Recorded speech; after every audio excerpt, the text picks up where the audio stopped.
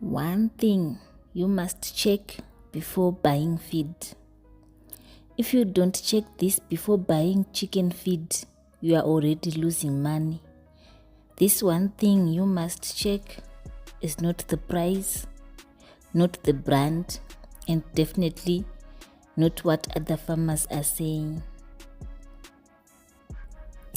It is the manufacturing date. Feed that is old loses nutrients. It weakens vitamins, drop protein quality. It can develop mold, even though you don't see it, but it might have mold. Chickens eat more but grow slower.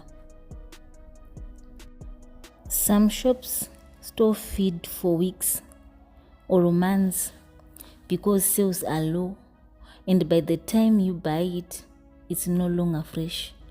And when broilers don't gain weight properly, farmers blame the chicks, blame the weather, blame the market, but sometimes it's just old feed.